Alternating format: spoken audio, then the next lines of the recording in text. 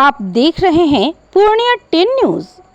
इस वक्त खड़े हैं हम पूर्णिया के रणभूमि मैदान में। यहाँ पर यशस्वी प्रधानमंत्री का कार्यक्रम होना है, जो कि एनडीए के प्रत्याशी संतोष कुशवाहा, जो कि जदयू से हैं, उनके प्रचार में नरेंद्र मोदी जो है यहाँ पर रणभूमि मैदान में उनका कार्यक्रम है। और प्रधानमंत्री के साथ मुख्यमंत्री भी आएंगे और उप मुख्यमंत्री भी आएंगे, और जितने भी एनडीए के घटक दल है वो सभी यहाँ पर प्रधानमंत्री के साथ 16 अप्रैल को जनसभा को संबोधित करेंगे। आइए हम बात करते हैं यहाँ के प्रत्याशी संतोष कुशवाहा से कि प्रधानमंत्री का क्या कार्यक्रम है। 16 तारीख को देश के यशस्वी प्रधानमंत्री जी पूर्णिया के रणभूमि मैदान में दिन के 10:30 बजे आ रहे हैं और एक चुनावी सभा को संबोधित करेंगे, क्योंकि यह चुनाव सिर्फ पूर्णिया का नहीं है, यह चुनाव देश का चुनाव है, देश के भविष्य का चुनाव है। इसलिए नरेंद्र मोदी जी पूर्णिया की जनता से अपना संवाद करेंगे, चुनावी सभा को संबोधित करेंगे। और आप सभी जानते हैं कि पिछले चुनाव में भी एनडीए यहाँ से 40 में 39 सीट जीती थी। इस बार 40 का 40 जो लक्ष्य है उसको हम लोग पूरा करने का काम करें। आपने 10 साल में काम किया है सर, इसको लेकर जनता के बीच जा रहे हैं, क्या जनता एक तरफा मन बना चुकी है, इसलिए कोई चुनौती नहीं है। जो पिछला रिकॉर्ड है उससे बहुत अधिक मतों से इस बार एनडीए यहाँ से चुनाव जीतेगी।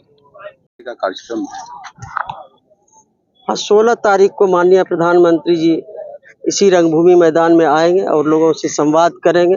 और हमारे जो एनडीए के प्रत्याशी हैं, पूर्णिया लोकसभा और आसपास के जो लोकसभा के हमारे एनडीए के प्रत्याशी हैं, उनके पक्ष में यहाँ पर एक जनसभा होगी। और उसी व्यवस्था को, उसी तैयारी को लेकर हम सभी लोग एनडीए के नेतागण, हमारे प्रत्याशी, माननीय सांसद जी, सभी लोग देख रहे हैं कैसे लाखों लाख की संख्या में जो माननीय प्रधानमंत्री जी को सुनने के लिए, उनको आशीर्वाद देने के लिए आएंगे। उनकी व्यवस्था कैसे व्यवस्थित ढंग से यहाँ पर सुदृढ़ कर सके, वही आज हम लोग देखने के लिए देखिए। और भी जितने भी हमारे एनडीए गठबंधन के नेतागण हैं, उन सभी का होगा, यहाँ पर सभी लोग आएंगे।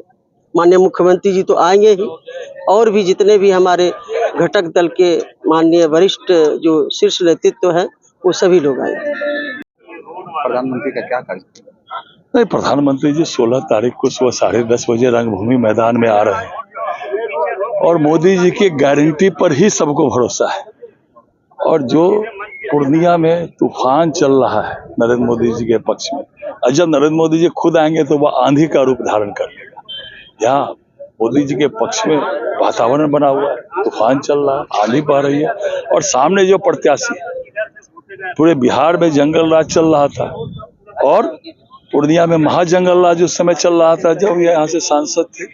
हजारों माताओं बहनों की कोख जिसने उजाड़ी, फरौती रंगदारी, पूरे पूर्णिया में हजारों हजार व्यापारी दरभंगा से छोड़ दिए। क्या उनको लोग वोट देने वाले हैं? एकदम नहीं देने वाले। और माइक समीकरण तो तार तार हो रखा है, क्योंकि मोदी जी चुनाव लड़ रहे हैं 40 सीट पर। यहाँ आंधी तूफान सब कुछ है हमारे प्रत्याशी के पक्ष में है, आदरणीय नरेंद्र मोदी जी के पक्ष में है।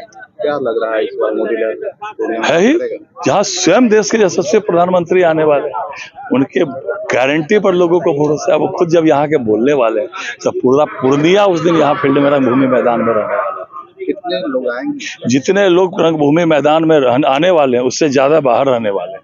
इतना बड़ा उस दिन जो है जनसैलाब स्वस्फूर्त आने वाला है। सर, प्रधानमंत्री का कार्यक्रम है, किस तरह की तैयारी?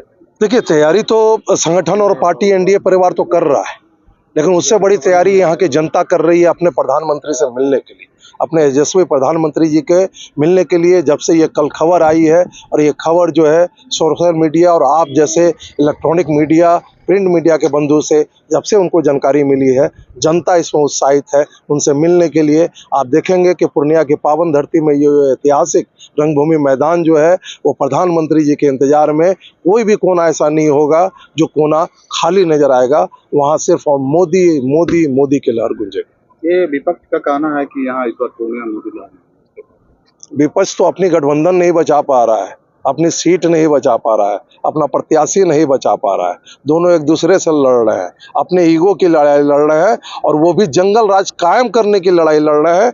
बड़ा ऐसे विपक्ष से क्या सोचना, उन्होंने तो अपनी जंगल लड़ाई बनाने के लिए, प्रधानमंत्री जी और संतोष कुशवाहा जी विकास की बात करते हैं। मैं तो पूछ रहा हूँ ऐसे लोगों से जो प्रत्याशी बने हुए हैं, वो एक इमारत तो बता दें, पूर्णिया में सांसद रहे, एक इमारत तो हमको बता दें कि उनके द्वारा बनाया गया है। इस सांसद काल में 10 सालों में और एनडीए के सरकार में प्रधानमंत्री जी के नेतृत्व में, नीतीश कुमार जी के नेतृत्व में यहाँ अस्पताल का बिल्डिंग आपको नजर आ रहा है, नक्शा नहीं है, बिल्डिंग है।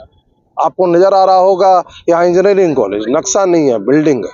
आपको पूर्णिया यूनिवर्सिटी, उसका एक बिल्डिंग तैयार हो चुका है और दूसरा कैंपस की वहाँ नींव रखी जा चुकी है, उसका टेंडर हो चुका है। आपका कृषि विद्यालय, आपका सीमेंट सेंटर, जो इस तरफ का सबसे बड़ा सीमेंट सेंटर है, ये सब चीज, पासपोर्ट कार्यालय, सड़क के किसी भी शहर के बीच में 6 लेन, ऐसी कई उपलब्धियां हैं जिसके बारे में लोग बता सकते हैं। और 10 सालों में जो बिजली की स्थिति, जो हर घर नल जल की योजना की स्थिति, जिसमें कई सुधार की जरूरत है, वहाँ सुधार भी किया जाएगा। लेकिन दूसरे लोग एक इमारत तो दिखा दें। सीमांचल के लोगों का काफी दिन से एक तो मैं अनुरोध करूंगा, सीमांचल की जगह सीमावर्ती बोले तो ज्यादा अच्छा रहेगा। तो सीमावर्ती क्षेत्रों में जी लोगों का एयरपोर्ट का जो है पूर्णिया में जी एकदम आपने सही बात बोला। देखिए, बिहार में और कृषि प्रधान क्षेत्रों में थोड़ी सी हम लोग को लैंड का प्रॉब्लम आता है। अभी भी आप नोटिस कर रहे होंगे, चूंकि हमारी सरकार जो है वो जनता की भावना को भी देखती है, कोई आहत ना हो, उसको वाजिब मुआवजा मिले। कुछ टेक्निकल प्रॉब्लम आया है, लेकिन भीतर का जो एयरपोर्ट है, जहाँ प्लेन उतरना है, जहाँ से उड़ना है, वहाँ जो टेक्निकल जो चीज होना चाहिए वो बिल्कुल व्यावसायिक प्लेनों के लिए तैयार बना करके केंद्र सरकार रेडी कर दी है।